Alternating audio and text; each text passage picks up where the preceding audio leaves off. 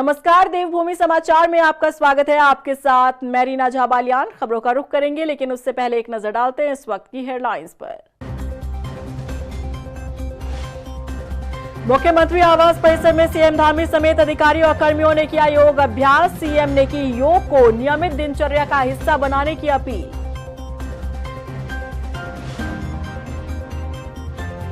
BJP विधायक दिलीप रावत ने भ्रष्टाचार को लेकर उठाई आवाज। यूपीसीएल अधिकारियों पर पैसा लेकर पोस्टिंग करवाने का गंभीर आरोप। सेवा विस्तार पर भी उठाए सवाल। उत्तराखंड के सरकारी स्कूलों की हालत बद से बदतर। जर्जर भवनों में टपकती छतों के नीचे पढ़ने को मजबूर रहे नौनिहाल। आंखें मूंदे बैठा शिक्षा विभाग। उत्तराखंड में प्री मानसून की बारिश का दौर जारी। पहाड़ों पर बढ़ा लैंडस्लाइड का खतरा। बाधित सड़कों को खोलने में जुटा पीडब्ल्यूडी विभाग। लोगों से भी एहतियात बरतने की अपील। और चलिए अब बुलेटिन की शुरुआत कर लेते हैं। गुरुवार को सीएम आवास में मुख्यमंत्री पुष्कर सिंह धामी ने अधिकारियों और कर्मचारियों के साथ योग अभ्यास किया और इस मौके पर सीएम धामी ने योग को नियमित दिनचर्या का हिस्सा बनाने का आह्वान किया। मुख्यमंत्री ने कहा कि योग केवल शारीरिक अभ्यास नहीं, बल्कि आंतरिक शांति और आत्मबोध की एक प्रक्रिया है। सीएम धामी ने बताया कि योग को बढ़ावा देने के लिए सरकार काम कर रही है। उत्तराखंड को योग और वेलनेस की वैश्विक राजधानी बनाने के लिए नई योग नीति लाई गई है और आज योग से रोजगार के अवसर बढ़े हैं। आज जन जन के समर्पण से, सभी योग साधकों के समर्पण से, उनकी अनवरत रूप से योग को जन जन का योग बनाने के कारण, उनकी दृढ़ता के कारण आज ये एक वैश्विक आंदोलन बन गया है। साथियों, हमारा मन अति चंचल है। ये भौतिक साधनों के पीछे भागता है। यह दौड़ता हुआ मन कभी भी व्यक्ति को चेतना की गहराइयों में नहीं ले जा पाता है। हमारे इसी अंतर्द्वंद को शांत करने की प्रक्रिया योग कहलाती है और योग से ही हमें अपने शुद्ध आत्मस्वरूप को जानने का अवसर मिलता है। उधर रुड़की के नेहरू स्टेडियम में भी अंतर्राष्ट्रीय योग दिवस को मनाने की तैयारी चल रही है। हरिद्वार जिला पंचायत के अध्यक्ष किरण चौधरी ने बताया कि 21 जून को योग दिवस के मौके पर शहर के लोगों से नेहरू स्टेडियम में सुबह 5 बजे तक पहुंचने का आह्वान किया गया है। उन्होंने कहा कि लोगों की बड़ी संख्या में पहुंचने की उम्मीद है। देखिए, कारण तो 21 जून को योग दिवस है। ये पतंजलि के जो हमारे सदस्य लोग हैं, जो पतंजलि के लिए काम करते रहते हैं, उन्होंने ये प्रेस वार्ता रखी है 21 जून को ज़्यादा से ज़्यादा लोग बाग नेहरू स्टेडियम में आकर इस योग दिवस में योग का लाभ उठा सकें। और उस योग करने के लिए हमारे गणमान्य व्यक्ति आ रहे हैं। हमारे पूर्व मुख्यमंत्री, पहले शिक्षा मंत्री श्री रमेश पोखरियाल निशंक जी, जो यहाँ के रुड़की के जनप्रतिनिधि हैं, जो हमारे महापौर हैं, वहाँ पर रहेंगी। अन्य कई गणमान्य व्यक्ति उसमें रहेंगे। लैंसडाउन से बीजेपी विधायक दिलीप रावत भ्रष्टाचार के मुद्दों को कई बार उठाते रहे हैं। अपनी ही सरकार के मंत्रियों और विभागों पर सवाल खड़े करते रहे हैं और अब उन्होंने यूपीसीएल अधिकारियों पर पैसा लेकर मनचाही पोस्टिंग करवाने का गंभीर आरोप लगा दिया है। देखिए रिपोर्ट।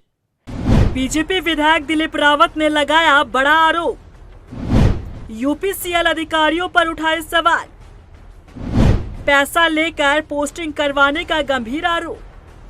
लैंसडाउन से बीजेपी विधायक दिलीप रावत समय समय पर भ्रष्टाचार के मुद्दे उठाते हैं। अपने ही सरकार के मंत्री को कटघरे में खड़ा करते हैं। अब ताजा मामला सामने आया है, जहां बीजेपी विधायक दिलीप रावत ने यूपीसीएल पर गंभीर आरोप लगाए हैं। दिलीप रावत ने यूपीसीएल के अधिकारी पर पैसा लेकर मनचाही पोस्टिंग करवाने का आरोप लगाया है। सेवा विस्तार को लेकर भी बीजेपी विधायक ने सवाल खड़े किए हैं। देखिए, मेरे यहाँ एक विद्युत कर्मी का करंट से जो है मृत्यु हो गई है ऑन ड्यूटी पे, और ये बड़ा दुर्भाग्यपूर्ण है। और मैं समझता हूँ कि यूपीसीएल की बहुत घोर लापरवाही है। और मेरा तो यहाँ तक कहना है कि इस समय यूपीसीएल में बहुत बड़ी लापरवाहियाँ हो रही हैं। टेम्परेरी एमडी बने हैं, टेम्परेरी डायरेक्टर बना है और पैसा ले लेके इनको पोस्टें बांट दी गई हैं। और ये समझ लो कि क्षेत्रों में अफरा तफरी है। मेरे यहाँ डिवीज़न कोई है, जेई कहीं से आ रखा है, एसडीओ कहीं से आ रखा, प्रॉपर कोई काम नहीं हो रहा है। और मेरे कई बार एमडी से कहने के बावजूद भी उन्होंने ये कार्रवाई नहीं करी। मैं समझता हूँ कि सेवा विस्तार के नाम पर मेवा ज़्यादा खा रहे हैं ये आज वर्तमान में अधिकारी। बता दें कि ये पहली बार नहीं जब दिलीप रावत ने किसी अधिकारी पर गंभीर आरोप लगाए हों। इससे पहले भी कभी विभाग पर तो कभी मंत्री पर आरोप लगा चुके हैं। 2022 में दिलीप रावत ने तत्कालीन वन एवं ऊर्जा मंत्री हरक सिंह रावत के खिलाफ भ्रष्टाचार के आरोप लगाए थे। उन्होंने मुख्यमंत्री पुष्कर सिंह धामी को पत्र लिखकर भ्रष्टाचार की उच्च स्तरीय जांच की मांग की थी। उन्होंने ऊर्जा विभाग में अधिशासी अभियंता की नियुक्ति न होने और हरक सिंह रावत के दबाव में कार्यालय स्थानांतरण जैसे मुद्दों पर भी सवाल उठाए थे। 2024 में दिलीप रावत ने सिंचाई विभाग में अभियंताओं के तबादलों को लेकर भी नाराजगी जताई। हाल ही में दिलीप रावत ने मुख्यमंत्री को दून मेडिकल कॉलेज में हुए कार्यों के संबंध में भी पत्र लिखा था, जिसमें उन्होंने मेडिकल कॉलेज में हुए कार्यों को लेकर सवाल उठाए थे। वहीं कांग्रेस ने बीजेपी विधायक के बयान को लेकर चुटकी ली है। कांग्रेस प्रदेश अध्यक्ष करण माहरा ने कहा कि विधायक जी अगर इन बातों को मीडिया की जगह विधानसभा में उठाएं तो बेहतर होगा। मंत्रिमंडल विस्तार को लेकर बीजेपी नेताओं का दर्द समय समय पर सामने आता रहता है। देखिए, विधायक हैं और उनकी जो है एक स्थान है और अच्छा होगा कि वो विधानसभा में भी इन बातों को रखें, क्योंकि मैंने देखा कि बीजेपी के विधायक और जो ऐसे लोग हैं बाहर तो बहुत बोलते हैं मीडिया में, लेकिन जब सदन में बारी आती तो सदन में ये लोग कुछ नहीं बोलते। तो वो सदन में भी बोले, सदन में बात उठाएं। जनता ने उनको चुनकर अपने प्रतिनिधि के तौर पर सदन में भेजा है, सदन में ये बातें उठनी चाहिए। और कुछ ये भी है कि डराने का भी है, कभी मनाने का भी है, क्योंकि कभी लगता है मंत्रिमंडल विस्तार होगा तो लोगों की भाषा बदल जाती है ऐसे लोगों की, और मंत्रिमंडल का विस्तार जब लगता है कि अब नहीं होने वाला फिर उनकी भाषा जो है कड़वी हो जाती है। तो इन चीज़ों में ज़्यादा हमको ट्रैप में नहीं आना। उत्तराखंड में अफसरशाही पर समय समय पर सवाल उठते रहे हैं। बीजेपी विधायक दिलीप रावत ने पहले भी भ्रष्टाचार और अधिकारियों की कार्यप्रणाली पर सवाल खड़े किए। अब सवाल ये है कि क्या वाकई में दिलीप रावत एक जागरूक विधायक हैं या फिर मंत्री पद की चाहत ने उन्हें जागरूक बना दिया है।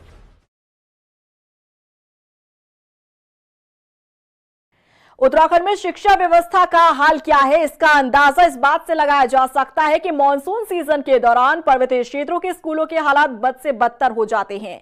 क्लासरूम की छत से पानी टपकना हो या फिर दीवारों का गिरना, ये आम बात हो चली है। आखिर बीते हादसों से शिक्षा विभाग ने सीख लेते हुए इस बार मॉनसून सीजन के लिए कैसी तैयारी की है, देखिए इस रिपोर्ट में।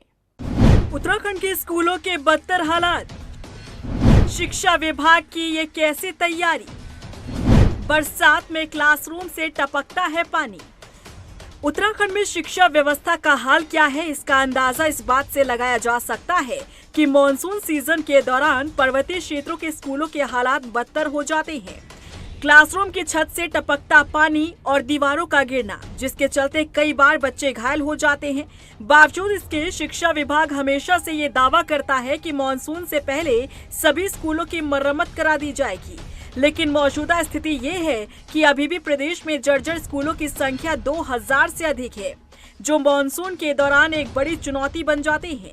दरअसल उत्तराखंड में मॉनसून सीजन के दौरान प्रदेश की स्थिति काफी अधिक दयनीय हो जाती है। पर्वतीय क्षेत्रों में आपदा जैसी स्थिति उत्पन्न हो जाती है, जिसकी वजह से आम जनजीवन अस्त व्यस्त हो जाता है।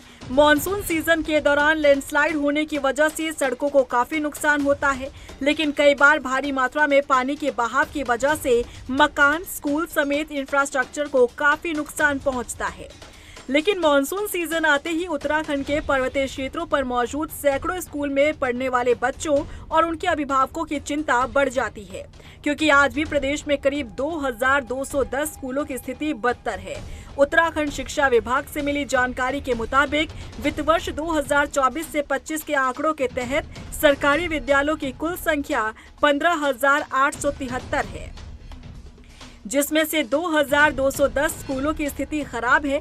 सबसे अधिक पौड़ी जिले में 330 स्कूलों की स्थिति दयनीय है, जबकि सबसे कम चंपावत जिले में 90 स्कूल है। प्रदेश में बदहाल स्थिति के स्कूल मॉनसून के दौरान और अधिक खतरनाक हो जाते हैं, क्योंकि मॉनसून सीजन के दौरान इन स्कूलों के छत गिरने, दीवार गिरने या फिर क्लासरूम में पानी टपकने जैसी समस्या देखी जाती है। बावजूद इसके शिक्षा विभाग की ओर से अभी तक कोई भी कदम नहीं उठाया गया। राज्य सरकार इस बात का दावा करती है कि प्रदेश के स्कूलों की स्थिति काफी बेहतर है, लेकिन विभागीय आंकड़े ही स्कूलों की स्थिति की पोल खोलते नजर आते हैं। वहीं माध्यमिक शिक्षा विभाग के निदेशक डॉक्टर मुकुल कुमार सती का कहना है कि इन सभी स्कूलों को दुरुस्त करने की कवायद चल रही है। मौजूदा समय में 6 स्कूलों की डीपीआर तैयार करने के साथ ही बजट भी जारी कर दिया गया है। देखिए, माध्यमिक शिक्षा के अंतर्गत माननीय मंत्री द्वारा जितने भी स्कूल हैं उनको श्रेणियों में बांटा गया है। A, B, C, D श्रेणियों में। D श्रेणी वो स्कूल हैं जिनकी बिल्डिंग बहुत ज़्यादा ख़राब है। ऐसी संख्या केवल 18 माध्यमिक शिक्षा में है और इनके लिए इनकी डीपीआर बन के इसमें 6 विद्यालयों के लिए पैसा भी जा चुका है नई बिल्डिंग बनने के लिए और स्पष्ट निर्देश किए गए हैं कि मानसून सीजन आ रहा है तो किसी भी बच्चे को कोई भी क्लास ऐसी जगह न लगाई जाए जहां पर कि पहले से बिल्डिंग जर्जर हालत में है। तो वहीं राज्य शैक्षिक प्रबंधन एवं प्रशिक्षण संस्थान के अपर राज्य परियोजना निदेशक कुलदीप गैरोला ने बताया कि समग्र शिक्षा अभियान के तहत पिछले साल 255 स्कूलों की मेजर रिपेयरमेंट का काम किया गया। इसके साथ ही प्राइमरी शिक्षा के 70 स्कूलों और अपर प्राइमरी शिक्षा के 14 स्कूलों को रिकंस्ट्रक्ट किया गया। पिछले साल जो है 255 मेजर रिपेयर करवाई हैं स्कूल्स की और जो रिकंस्ट्रक्शन किया है वो प्राइमरी में 70 और 6 से 8 का जो क्लासेस होती हैं वो उसे हम अपर प्राइमरी कहते हैं 14। तो इस तरह से हमने जो करीबन 300 रूम सेकेंडरी में 330 रूम हमने सेकेंडरी में बनाए हैं जिनमें कंप्यूटर रूम, बायोलॉजी लैब और इस तरह की कई सारी चीज़ें हैं और इस साल भी 190 प्रपोज्ड हैं। तो मैं ये समझता हूँ कि जो हमारे निर्माण आवश्यकताएँ हैं या जहाँ पर ज़्यादा दिक्कतें होंगी वो काफ़ी कुछ इसमें आ गया होगा। इसके अतिरिक्त विद्यालयों को जिला योजना और विभाग के कार्यक्रमों से भी समर्थन प्राप्त होता है। तो अब मैं नहीं समझता कि कहीं पर ऐसी स्थिति होगी कि जो बच्चे ऐसी बिल्डिंग में बैठ रहे होंगे कि जो वो ख़राब होगी और यदि ऐसी स्थिति हो भी अगर वो अधिकारियों के संज्ञान में लाई जाती है तो उसके लिए तात्कालिक आधार पर व्यवस्थाएँ भी करवाई जाती हैं। अधिकारी अपने दावे करते हैं, सरकार अपने दावे करती है, लेकिन ना तो तस्वीरें झूठ बोलती हैं और ना ही आंकड़े। ऐसे में देखना होगा कि बरसात के दिनों में पर्वतीय क्षेत्रों के स्कूल की क्या स्थिति नजर आती है।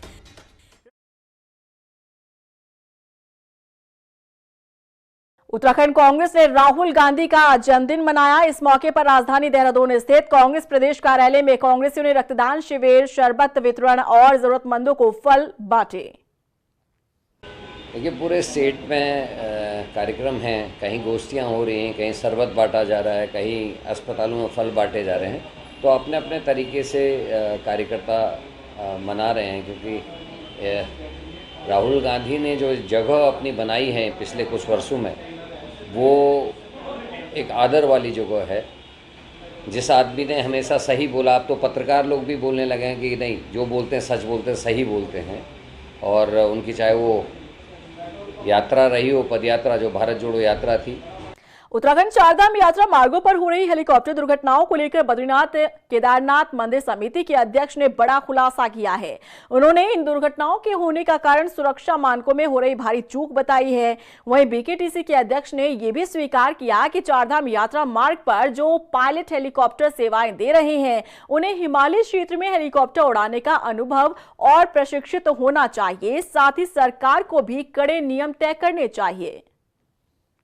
देखिए, जो ये दुर्घटना घटी है बहुत ही दुर्भाग्यपूर्ण और दुखद है और इसको लेकर अभी आपने देखा कि सरकार ने भी एक उच्च स्तरीय कमेटी बनाई है और सरकार, हमारा भी इसमें मानना है कि इसको लेकर, इसकी जो सुरक्षा मानकों को लेकर जो है कि एक सख्त एसओपी वहाँ पर होनी चाहिए, क्योंकि सेफ्टी और सुरक्षा को लेकर मुझे लगता है कहीं ना कहीं तालमेल नहीं है। और जिस प्रकार जो है हिमालय क्षेत्रों में जो पायलट होते हैं उनको, जो हिमालय क्षेत्रों में उड़ान भरते हैं उनको लेकर एक विशेष प्रशिक्षण उनका होना चाहिए कि जो हिमालय क्षेत्रों में उड़ान भरते हैं।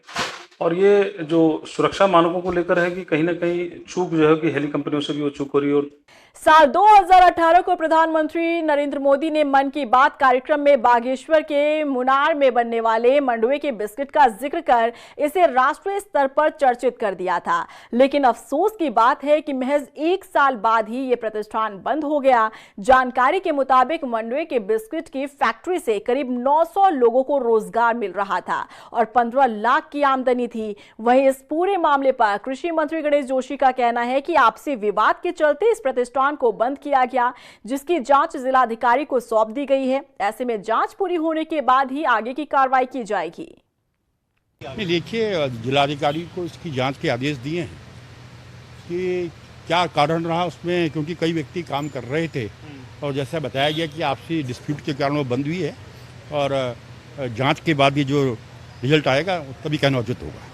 उत्तराखंड में प्री मानसून की बारिश का दौर जारी है। बारिश के चलते पहाड़ों पर लैंडस्लाइड का भी खतरा बना हुआ है। हालांकि लैंडस्लाइड के चलते बाधित मार्गों को खोलने के लिए पीडब्ल्यूडी विभाग अपनी तैयारी को दुरुस्त बता रहा है। पीडब्ल्यूडी विभाग के सचिव पंकज पांडे ने बताया कि आपदा से निपटने के लिए बीआरओ NHAI से मशीनों की लिस्ट मांगी गई है और मशीनों को लैंडस्लाइड जोन के नजदीकी सेंटर पर तैनात किया गया ताकि भूस्खलन होने पर तुरंत सड़कों को खोला जा सके।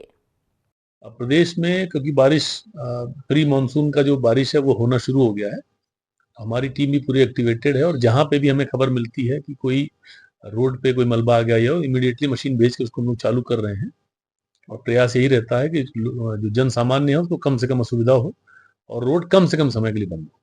अल्मोड़ा में वन विभाग को जंगल सफारी से अच्छा खासा मुनाफा हुआ। बता दें कि विभाग ने जिम कॉर्बेट की तर्ज पर पिछले साल ही मोहान इको रेंज में जंगल सफारी शुरू की थी। उधर उपवन संरक्षक दीपक सिंह ने बताया कि वन विभाग का मकसद था कि क्षेत्र में पर्यटन को बढ़ावा देना ताकि स्थानीय लोगों को रोजगार से जोड़ा जा सके। उन्होंने कहा कि आगे आने वाले दिनों में ये क्षेत्र पर्यटकों के लिए आकर्षण का केंद्र बनेगा।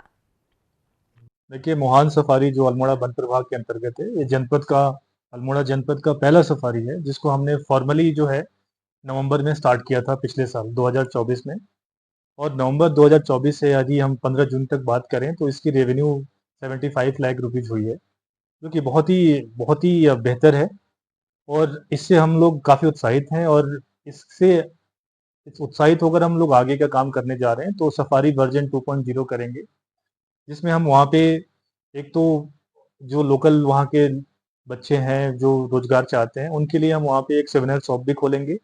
उधर भगवानपुर के सिकंदरपुर गांव में प्रधानमंत्री नरेंद्र मोदी के 11 साल के कार्यकाल पूरा होने पर कार्यक्रम का आयोजन किया गया और इस मौके पर सरकार के जन कल्याणकारी योजनाओं से जनता को रूबरू करवाया गया। वहीं कार्यक्रम में शामिल बीजेपी ने रचित अग्रवाल ने बताया कि मौजूदा वक्त में डबल इंजन सरकार गरीब तबके के लिए कई योजनाएं चला रही है जिसका फायदा लोगों को मिल रहा है। विकसित भारत के 11 साल पूर्ण होने पे जो अमृतकाल एक हमारा सेवा सुशासन और गरीब कल्याण का एक जो कार्यक्रम चल रहा है उसके तहत में जितने भी 11 साल में हमारे माननीय प्रधानमंत्री जी ने जो योजनाएं सभी धर्मों के सभी जाति के लोगों के लिए चलाई है उसके प्रचार प्रसार करने के लिए उन योजनाओं का लोगों को लाभ मिले वो बताने के लिए हम यहाँ एकत्रित हुए हैं कि हमारा बूथ अध्यक्ष हमारा हर कार्यकर्ता को ये पता होना चाहिए क्या क्या योजनाएं चल रही हैं और क्या क्या लाभ हमने अब तक हमारे इस 11 साल में माननीय प्रधानमंत्री मोदी जी ने इस देश की जनता को दिए हैं। वहीं राजधानी देहरादून में डेंगू का खतरा लगातार बना हुआ है। 24 घंटे में 2 और मरीज रिपोर्ट हुए हैं। इनमें एक मरीज देहरादून का है जबकि दूसरा बाहर से है। बता दें कि जिले में अब तक डेंगू के 112 मामले रिपोर्ट हुए हैं जिनमें 93 लोग स्वस्थ हो चुके हैं। फिलहाल 19 मामले अभी सक्रिय हैं। उधर दून मेयर सौरभ थपलियाल ने कहा कि शहर के सभी नदी नालों में लगातार फॉगिंग की जा रही है। लोगों के घरों में जाकर डेंगू के लार्वा को नष्ट करने का काम किया जा रहा है। साथ ही आसपास साफ सफाई पर ध्यान देने की अपील भी की जा रही है।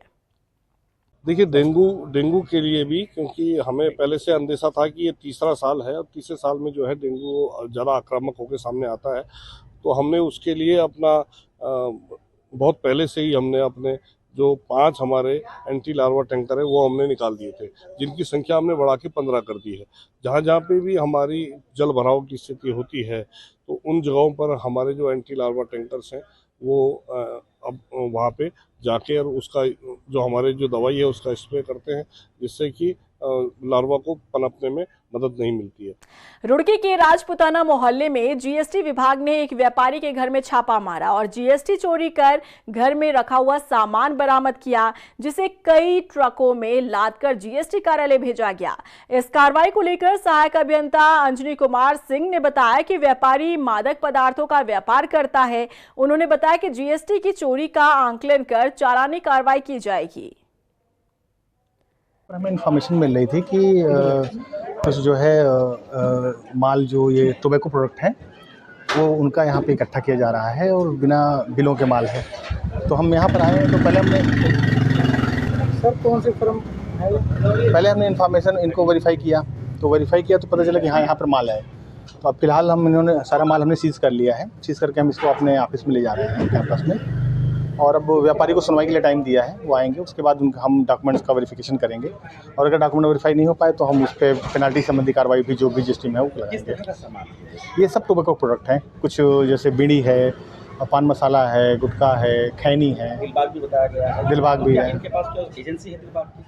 हाँ, एजेंसी है इनके पास। उधर गदरपुर के समुदाय स्वास्थ्य केंद्र में हर साल की तरह इस साल भी 19 जून को वर्ल्ड सिकल अवेयरनेस डे मनाया गया। इस मौके पर स्वास्थ्य कर्मियों ने लोगों को सिकल बीमारी को लेकर जागरूक किया, बीमारी के लक्षण, इलाज और बचाव के तरीके को भी समझाया। तो ये सिकल सेल के बारे में हम लोग बता रहे हैं। जैसा कि हमारा हर साल क्या होता है, हर साल 19 जून को हम लोग ये सिकल सेल डे मनाते हैं। इस दिन क्या होता है कि थोड़ा सा सबको काउंसलिंग का पार्ट रहता है ताकि सब लोग सिकल सेल के बारे में जानें कि सिकल सेल क्या है और इसकी रोकथाम को कैसे करनी है। आज की डेट में क्या किसी को पता ही नहीं कि सिकल सेल है क्या, और ये बीमारी है कि पर डे बढ़ रही है। इसी के संबंध में हम लोग यहाँ पर आए पड़े हैं सिकल सेल के चेकअप के लिए और काउंसलिंग के लिए। और इसी के साथ फिलहाल इस बुलेटिन में बस इतना ही, लेकिन चलते चलते एक नजर डालते हैं इस वक्त की हेडलाइंस पर। मुख्यमंत्री आवास परिसर में सीएम धामी समेत अधिकारियों और कर्मियों ने किया योग अभ्यास। सीएम ने की योग को नियमित दिनचर्या का हिस्सा बनाने की अपील।